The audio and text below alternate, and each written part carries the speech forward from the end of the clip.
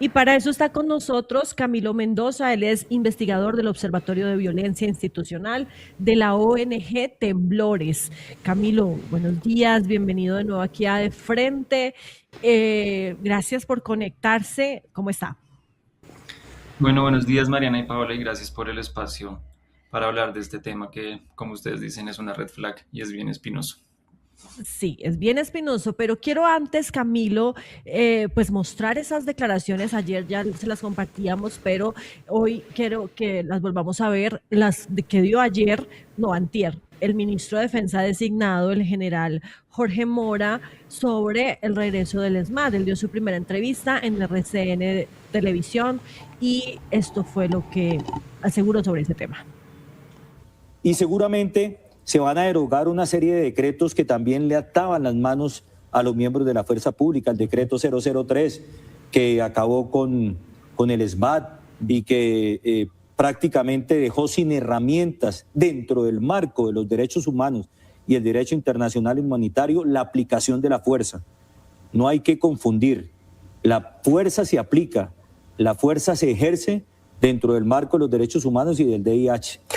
Llega usted a un punto que es bien interesante. Este fin de semana conversaba yo con gente mucho más joven que yo, unos muchachos que decían, oiga, este va a ser un régimen como represivo, este va a ser un régimen que no le va a gustar la protesta social, que apenas salga la gente a la calle, les van a mandar a ese más que usted dice que hay que revivir. ¿Qué le responde a la gente joven que tiene la preocupación de queremos vivir en un país en el que se pueda protestar, obviamente con los límites de no alterar la paz y el orden público, pero que al final la protesta pues también sea un derecho válido y posible? Totalmente, José Manuel. Es que una cosa es la protesta social y otra es la manifestación violenta. Cuando la protesta social está dentro del marco constitucional y respetando los otros derechos de los otros ciudadanos y personas, pues hay que permitirla. Pero si es que hay una delgada línea roja que hay que entender muy bien. Si esa protesta social pasa a una manifestación violenta, a atentar contra los otros derechos de los colombianos, pues evidentemente hay que aplicar la fuerza, pero se aplica dentro del marco de los derechos humanos y el derecho internacional humanitario. Aquí no va a haber represión, aquí no va a haber una serie de circunstancias que los enemigos de la autoridad, de la institucionalidad, de la ley, del orden, pues es la excusa que quieren sacar. Pero en realidad aquí lo que venimos a hacer las cosas bien, dentro del marco de la Constitución, la ley, las normas, y respetando sobre todo los derechos de los colombianos. Eso es claro. Bueno, ahí está, eso era lo que decía el ministro de Defensa designado sobre el regreso del SMAT, sobre lo que él llama una línea muy delgada entre la protesta legítima, la manifestación legítima y las protestas que ya se vuelven violentas. Y bueno, Camilo, ¿qué decir sobre esto? ¿Qué piensan ustedes? Inicialmente sobre el regreso del SMAT. Expliquemos cuál es la diferencia y tal vez el riesgo que hay de que otra vez esta policía antidisturbios vuelva a la política de antes. Bueno, quisiera empezar también haciendo una precisión frente a las declaraciones del entrante ministro, que parece no estar bien informado, pues el decreto 003 del 2021 nace en el gobierno de Iván Duque en respuesta a una orden de la Corte Constitucional y de la Corte Suprema para pues reglamentar la protesta social en el país. Eh, y es distinta a la resolución 1091 del 2023, que es así transforma el ESMAD en la UNDEM. Digamos, esta transformación, su elemento principal digamos, de lo que ha dado más frutos en estos años es la creación de unos equipos especializados de diálogo, eh, los cuales tienen la función de desescalar los conflictos y las tensiones antes de usar la fuerza. Y lo que hemos visto desde Temblores ONG con información de la misma policía es que estas unidades de diálogo han sido efectivas, muy efectivas de hecho, en reducir la necesidad del uso de la fuerza por parte de la fuerza pública, que digamos de entrada protege la integridad de la ciudadanía, pero también de los mismos policías, que pues al no tener que hacer uso de la fuerza, pues no tendrían que exponerse a unas posibles situaciones de riesgo. Entonces, esto no solo es positivo para la ciudadanía, sino para la misma fuerza pública que el gobierno entrante dice querer defender. Sí, pero ahí yo quiero contrapreguntar, Mariana, porque si, digamos, quisiéramos entender un poco más eh, cuál es la diferencia. Bueno, ya usted nos explicaba, Camilo, digamos, lo que significó el hecho de que se haya reestructurado, si se puede decir así, esta policía antidisturbios y que se haya convertido en un demo. Pero entonces, volver al SMAT, ¿es qué? ¿Simplemente cambiar el nombre o es qué?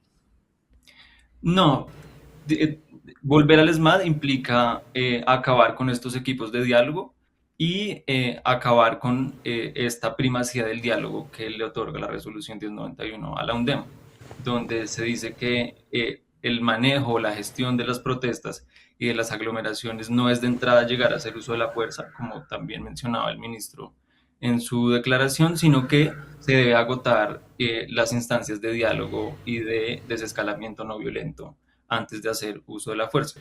Entonces, pues no es que la UNDEM hoy en día no tenga las facultades para hacer uso de la fuerza, de hecho las tiene y las tiene mejor reglamentadas, sino que lo que prioriza es otras formas no violentas de desescalar y las tensiones sociales que se producen en esos contextos y también pues de manejar las protestas. Camilo, entonces ahí me surge la duda de estas alternativas no violentas de la UNDEMO. ¿Estaban funcionando? ¿Sí estaban siendo aplicadas o igual se estaba haciendo uso de la fuerza en cualquier escenario? Y entonces, ¿qué riesgo para, por ejemplo, la protesta social, la manifestación o ciertos grupos representa este cambio? Es decir, ¿cuál es el temor o el riesgo que hay de que, por ejemplo, no se contemplen esas alternativas no violentas? Creo que parecería evidente, pero me parece importante que usted nos los precise. Sí, quisiera comentarles una cifra que nosotros construimos a partir de un reporte que hicimos con información de la misma policía y entre el gobierno Duque y el gobierno Petro hubo una reducción del 68% del uso de la fuerza en escenarios de protesta social en promedio por mes. Eso quiere decir que hubo una gran reducción en las veces en las que en contextos de protesta el ESMAD hoy un demo hizo uso de la fuerza y eso lo que quiere decir es que si bien persistieron estos escenarios de protesta y estos escenarios de posibles tensiones entre ciudadanía, fuerza pública y digamos otros actores que se ven ahí involucrados en la protesta social, pues sí hubo un manejo distinto y un manejo mucho más acorde y ceñido a los estándares nacionales e internacionales de derechos humanos, de proteger la integridad de la gente y de garantizar el derecho a la protesta social, que es un derecho constitucional en este país. ¿Cuánto bajó el uso de la fuerza? ¿Cuánto fue la cifra que nos acaba de dar, Camilo? Se redujo en un 68% el uso de la fuerza. 68%. Es muy, muy importante esa reducción, muy grande además. Camilo, qué pena, Paola, yo quisiera precisar por la otra parte de la pregunta y es entonces, ¿cuál es el riesgo, por ejemplo, de que vuelva o que se reviva esta lógica del SMAT? ¿Cuáles son los temores que hay pues de estas declaraciones y de la entrada de este gobierno con esta, pues sí, lógica? Pues uno de los riesgos es que vuelve esta lógica confrontacional digamos, de entender la protesta no como un derecho, sino como una amenaza a la seguridad y al orden público, y por ende que tiene que ser tratado con la fuerza del Estado, que pues es un error de comprensión mínimo, y eso pues repercute en que se abre la puerta a que se cometan vulneraciones a los derechos humanos en estos contextos, y como hemos visto en nuestra historia de hace muchos años y también la más reciente, pues que ha sido una gran crisis y un gran escenario donde se cometen vulneraciones a los derechos humanos por parte del Estado en este país. Entonces es un primer riesgo. Otro segundo riesgo tiene que ver también con pues que los mismos funcionarios de la UNDEMO, nosotros hemos conversado con ellos, tanto con oficiales como con uniformados pertenecientes a los rangos ejecutivos, ellos se han apropiado de esta transformación y reconocen también los mismos beneficios que ha traído para ellos esta transformación, lo que les decía al inicio. Los ha blindado a ellos también ante posibles denuncias o procesos judiciales y disciplinarios, y además también pues los expone menos a situaciones de riesgo y de confrontación con diferentes actores. Entonces eso también es otro riesgo que la misma UNDEMO identifica frente a esta situación. Sí, Camilo, acá mucha gente está comentando en nuestro chat sobre este tema y, por ejemplo, quiero leerle un comentario que hace Rox Mario Ollaga 841. Dice, el SMAT nunca se ha acabado, solo que el presidente, como garante de la protesta, no lo sacaba a las calles. Claro, aquí no estamos diciendo que se acabó el SMAT en el gobierno de Gustavo Petro y que regresa con el gobierno de Abelardo de la Espriella, sino que se hizo un cambio, una reestructuración de esa policía que incluso pues ahora se llama un demo. Pero, ¿qué decir sobre este comentario? También es una decisión, esa reducción, por ejemplo, que usted nos menciona tan importante de 68%, también es una decisión de gobierno, es decir, que el presidente no mandaba al SMAT a las calles o no hubo manifestaciones en el mismo nivel que las hubo, digamos, en el gobierno de Iván Duque y por eso este porcentaje tan alto o que lo explica simplemente el hecho de que se haya reestructurado la policía. Bueno, digamos, ahí hay varios elementos. Sin duda, pues la actuación de la policía digamos, de la fuerza antidisturbios o de manejo de las protestas depende de la autoridad civil de policía, tanto del presidente como de los alcaldes y gobernadores en los diferentes espacios territoriales.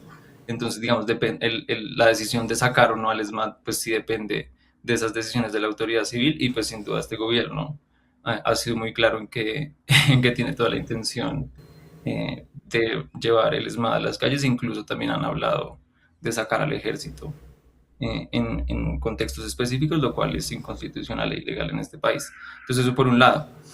Esta reducción en el uso de la fuerza del gobierno Petro, sí, el argumento es como, ay, pero es que también las protestas bajaron, pero lo que nosotros vemos es que también si uno se pone a ver la proporción de intervenciones o las veces en las que se usó la fuerza por evento de protesta, también vemos una gran reducción entre el gobierno Duque y en el gobierno Petro. Esa proporción en el gobierno Duque era de 0.14 y en el gobierno Petro llegó a 0.08. Entonces lo que vemos es como, si bien se redujeron las protestas, en las protestas que hubo menos intervenciones y uso de la fuerza por parte del ESMAD. Entonces, no, no, no, no responde exclusivamente a eso. Sí, Camilo, hay bueno, en las declaraciones que escuchábamos del ministro de Defensa, él decía que la protesta, siempre y cuando sea pacífica, ¿no? Que además es legítima, está permitida en Colombia, pero él decía, cuando la protesta se vuelva violenta, pues ahí vamos a tener que usar la fuerza, pero en el marco del respeto por los derechos humanos. ¿Usted le cree al ministro eso? Lo hemos visto históricamente de que si esta policía, este SMAT, respeta los derechos humanos a la hora de enfrentarse con quienes están manifestándose. Algo importante también de la resolución 1091 que crea el ESMAD es que esta primacía del diálogo es permanente y así haya, digamos, violencia por parte de la ciudadanía. No quiere decir que se abandone por completo esa posibilidad de dialogar, sino que todo el tiempo se tiene que estar renovando esa posibilidad de diálogo. Entonces, digamos, esta primacía del diálogo, así haya, digamos, manifestaciones que se puedan tornar violentas, pues sí da herramientas para la fuerza pública para desescalar también esas tensiones y esas conflictividades de formas no violentas o de formas que no agraven la situación o magnifiquen pues las situaciones y que produzcan pues más vulneraciones a derechos humanos o generen pues más heridos tanto de la ciudadanía como de la fuerza pública. Entonces, pues la resolución que crea la UNDEMO pues también aborda esta situación y plantea soluciones y alternativas pues no violentas para el desescalamiento. Y obviamente otra cosa tiene que ver con lo que se considera pacífico o no. Por ejemplo, también el gobierno entrante ha hablado de que no van a permitir los bloqueos y que lo consideran una manifestación no pacífica. Pero pues vemos que, por ejemplo, la misma Comisión Interamericana de Derechos Humanos reconoce que estos bloqueos o cortes de ruta pues no son todos iguales y que incluso hay unos que también deben ser garantizados y considerados como formas de protesta pacífica. Entonces, desde esa misma concepción o entendimiento de lo que es la protesta pacífica, veremos que este gobierno pues tendrá muchas herramientas y muchas formas de legitimar que ciertas formas legítimas y pacíficas de protesta para ellos no lo sean, y por ende legitimar pues el uso arbitrario y excesivo de la fuerza. Pues grave porque es un riesgo muy alto y además pues es la vida, la integridad de las personas la que está en riesgo. Camilo Mendoza, investigador de la ONG Temblores, muchas gracias por su tiempo y su espacio aquí en Tercer Canal en De Frente. No, a ustedes muchas gracias por el espacio y estamos pendientes y a disposición. Desde Temblores también queremos mandar un mensaje de que estamos acá resistiendo y estamos acá firmes también para documentar las posibles vulneraciones a los derechos humanos que se cometan en el gobierno entrante. Así es, muchas gracias por ese trabajo que ustedes hacen también. Bueno, además porque, Mariana, hay otro riesgo, otra preocupación, y es justamente esa política que quiere implementar el presidente Abelardo de las Priella, el presidente electo, y que tiene que ver con reducir la presencia de organizaciones de derechos humanos aquí en Colombia. Entonces, ¿quién se va a dar cuenta en caso de que haya esa vulneración, que haya ese comportamiento arbitrario por parte de la fuerza pública y demás? ¿Quién va a estar ahí pendiente si no hay presencia de estos organismos internacionales? ¿Cómo se va a monitorear lo que pase en Colombia? Pues es bastante peligroso eso también. Por eso muy importante, como lo decíamos, pues ese trabajo que se hace también desde la ONG Temblores. Ayúdanos a seguir con nuestra labor periodística a través de nuestro NECI 310-779-3518. Lo hiciste artísticamente y lo hiciste con las víctimas, que eso es un mensaje a dar. Caminamos juntos, todos con el progresismo por las calles defendiendo el plebiscito por el sí. ¿Cuál es la capacidad de generación de vivienda? ¿Los subsidios para quién son? Diciendo que le vamos a quitar los privilegios a los políticos. La política no descansó este fin de semana con estos personajes señalados por corrupción. Sí, señoras, sí, señores. Llega la central. Este espacio semanal que hemos concebido para reflexionar sobre asuntos coyunturales. Allí vivía la familia de Pablo Escobar Gaviria.